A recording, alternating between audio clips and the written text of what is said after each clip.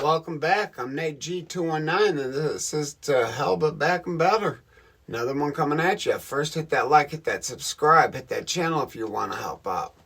Today is January 21st, about 6 o'clock in the morning. That's that irrelevance. But what's not irrelevant is the fact that it is like negative 20 degrees with the real field temperature. It's like -2 actual temperature, but negative 20 degrees. That's why I'm not at work. That's why I'm capable of bringing you guys a couple videos today and sitting at home on Tuesday. Plus, I had a couple PTO days, took them off. So, not only am I sitting at home, not having to weather this horrible, horrendous cold weather, which none of the guys do, unless there's an emergency, of course. But I'm getting paid for it. Can't cry. But today, I'm going to be bringing another reaction video to Cousin Costo, Eric Costo. I'm starting to like this guy. He tells a story very thorough, very good. And I want to say that when I had said something, he hadn't even been in prison. I don't know. I'm getting a little confused, jumping around from, like, this is part 17. I don't even remember exactly what this one's about, but, jumping. I kind of jumped over most of the court stuff. So, but he had some serious stuff going on. But let's get into the video because I honestly don't even know what it's about. I had to stab dude. Almost got thrown over the tier. I was the first one to be grabbed, obviously. Because oh yeah, he had poked a dude up. This is part 17, might I add. So part 16 was the one when he had to poke the dude. The first time he had poked somebody up while incarcerated. Blew my mind. It was a damn county jail. And county jail, damn, usually around here at least, and from my experiences, most county jails are pretty soft places to be. I'm not saying all of them, because the Lake County Jail, that's not a place for anybody to be. It's a dangerous place. I know a cat that just lost all his fingertips. The doors rolled, and his hand was too close and cut off his fingertips. There's no security to safety feature to stop that from happening. You just don't stick your hands there. Steel's gonna close on him. But yeah, that's what it was. He poked somebody up, and this is the video afterwards. I was the only white person involved, so it was easier for them to figure out who I was. But we eventually all got put down there, and this is going to be the last story that involves jail, because after this, trial, okay? And trial. Which blew my mind, because I thought I was telling a prison story. I was thinking he was in prison. I was not thinking I was telling a county jail story. Or Sharon reacting to one. Whatever you want to call it. We're going to have quite a few story parts, because the trial was long and a lot of very important parts of the story happened during trial. And a lot of your questions, everybody that's been in the comments, a lot of your questions are going to be answered during these story parts. And you are not going to see half of the shit coming that I'm going to be talking about. And I'm going to be the first one to say it. My trial was like a fictitious movie that did not seem real at all. And I have proof of all of this. Every trial, there's trial transcripts. Everything that was said and done in the trial, it is all documented. So, yeah, we're going to go over all of that. But now that I'm in the hole, right? And because it's something so serious and all of us are in there, they are giving each one of us one last chance. You have to be on your best behavior. You have to, all the... Or none of you are getting out of the hole again. You guys are going to stay in solitary until you go upstate to prison or you go to the Fed. Which, if you remember, he had already been sentenced, so, or he had been coming up the trial, so if he had to sit in a hole for his time, it doesn't look good to go to trial or go to court coming from the hole. Speaking from experience. Heads, wherever you're going, you're going to stay here for the rest of the time. So, we all get the warning and, alright, we're falling back. With me being the youngest, and me being white, because that does matter, I'm looked at as the weak link. I'm looked at as the easy target, the one out of the crew that we'll cherry pick, we'll go after, we'll fuck with him, and, you know, yes, just... And also speaking from experience, that is very true. Because of my skin tone, I was definitely having to prove myself much harder than a lot of the other guys. It was a clear-cut race situation, but I was young and I was stupid. Now, like I said many times, in prison I was not gangbanging.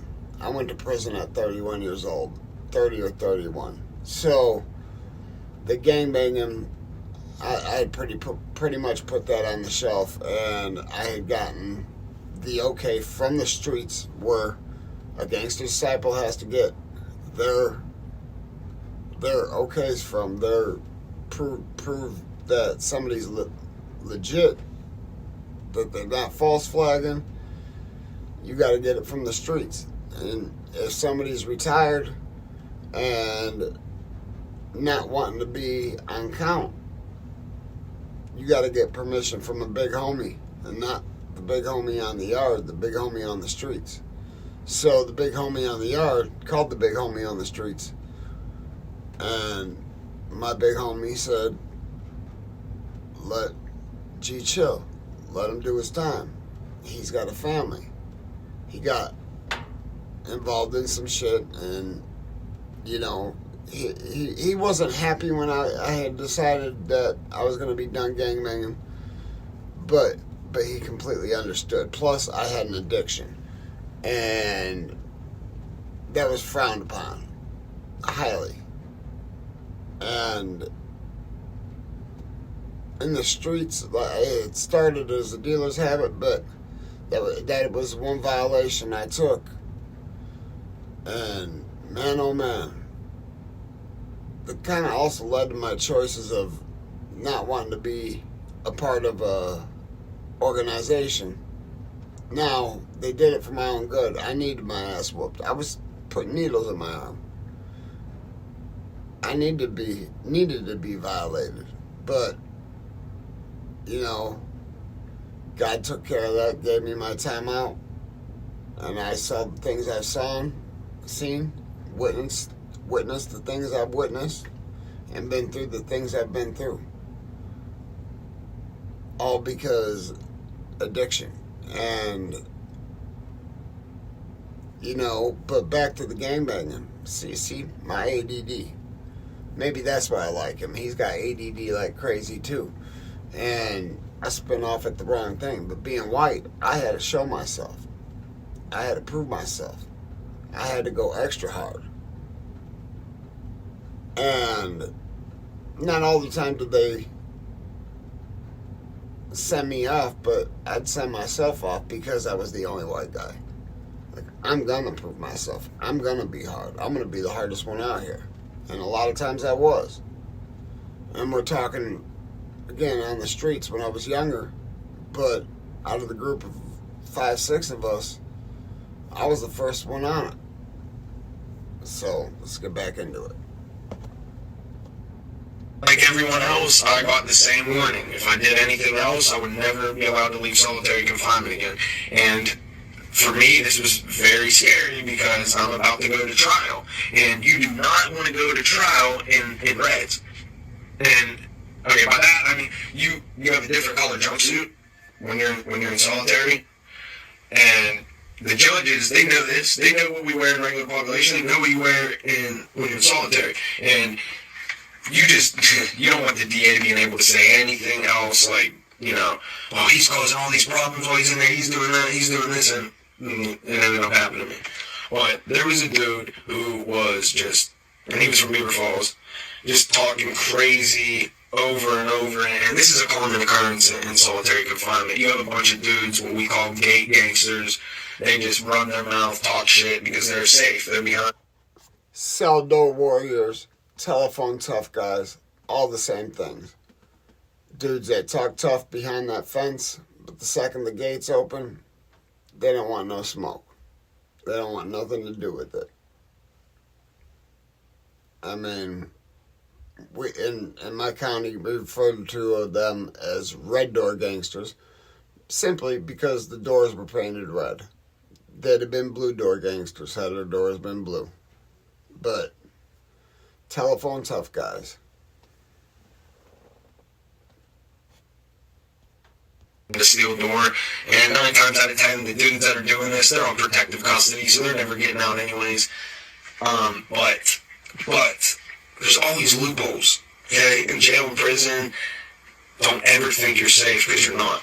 No matter how much you rat, no matter how much you fucking pay people, whatever, if you're gonna get fucked over, you're gonna get fucked over, and if there's a loophole, there's a loophole. So, this dude is talking crazy.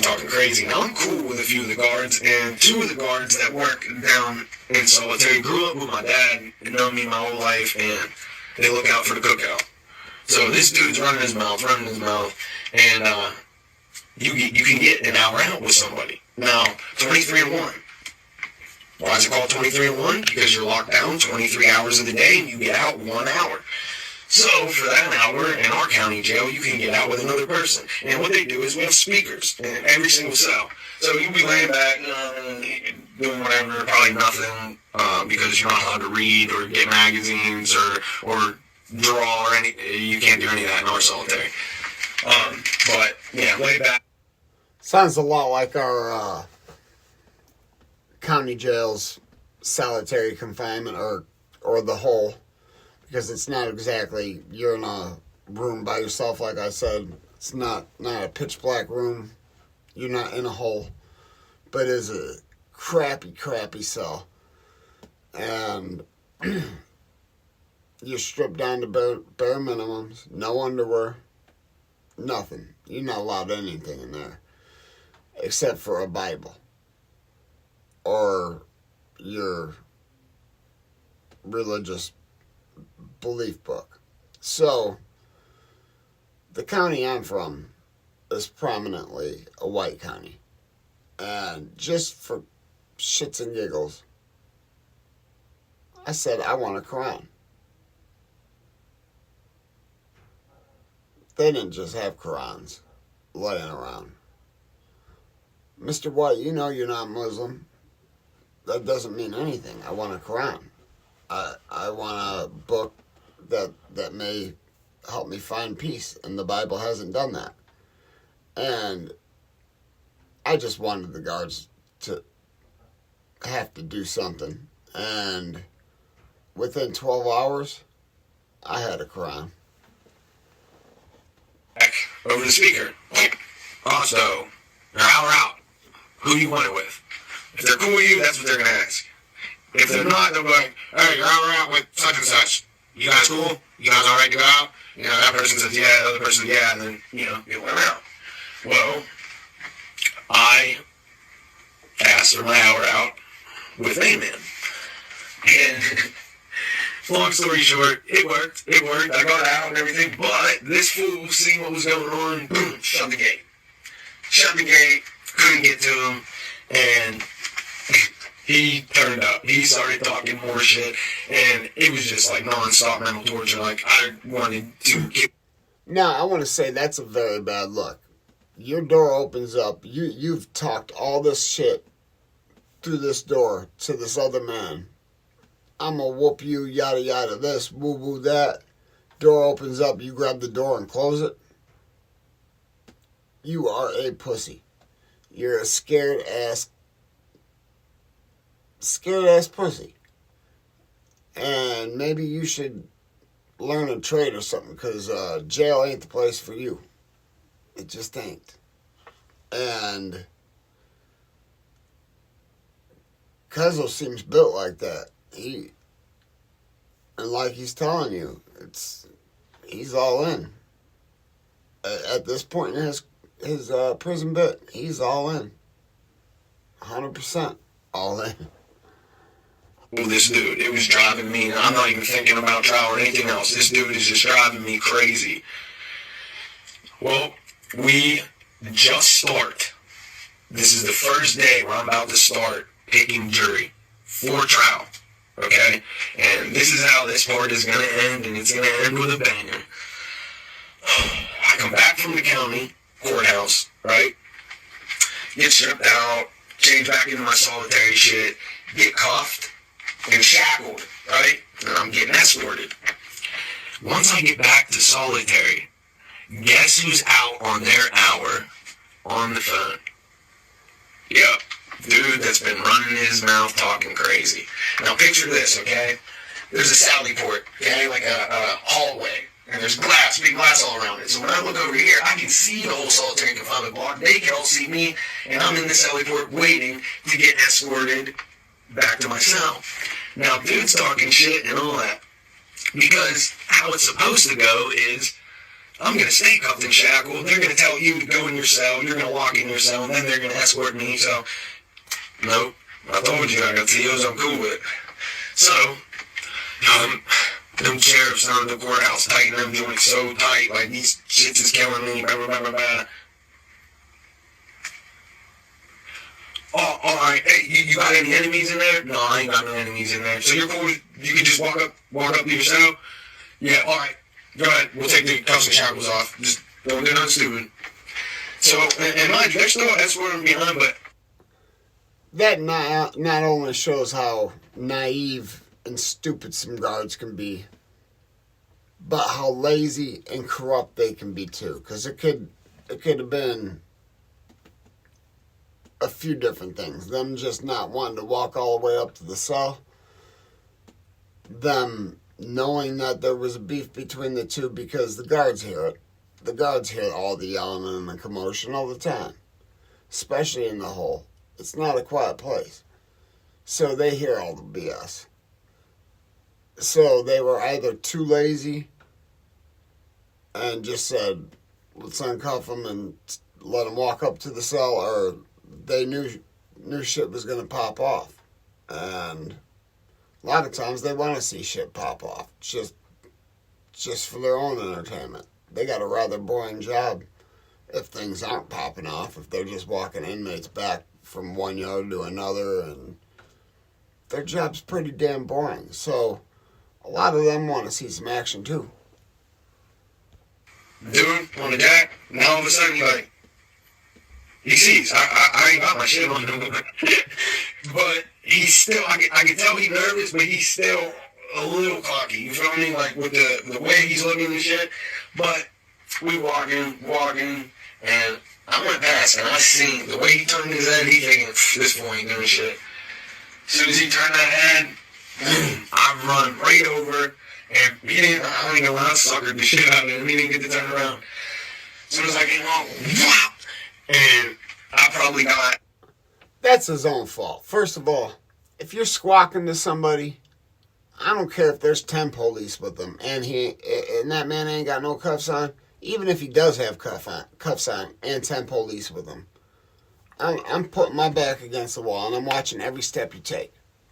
So for him to even consider that nothing was going to happen, that's that old man's fault. That man got himself whooped.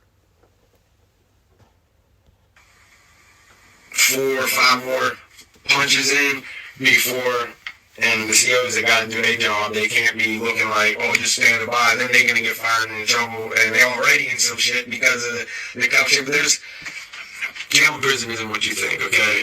It's a whole other world, just take it as that. But this is, I got my shit off. Once again, I was able to handle something that most people wouldn't want to handle. I want people to know that no matter what is going on in my life, I will protect myself, I will defend myself, and I will not let anyone disrespect me. And that is the key to surviving in jail and prison. But you gotta prepare yourself for all of those consequences. So what means more to you? Do you want to say, fuck my personality, fuck my beliefs, fuck the way I feel, fuck everything, I'm just gonna be everyone's bitch, and whoever wants to extort me, whoever wants to SA me, whoever wants to do whatever, they can do it. And that was never me, and I made sure that it would never be me, you feel me? Like, anyone can do this. Anyone can do what I did.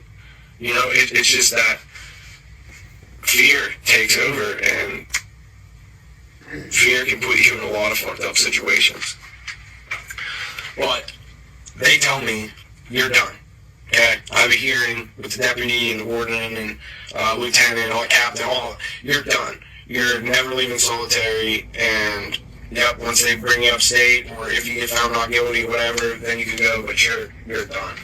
And yep, the next day, everyone that was involved in the riot with me, they all got sent back out, and yep, I was fucked, and I had to go to the trial, coming out of solitary confinement.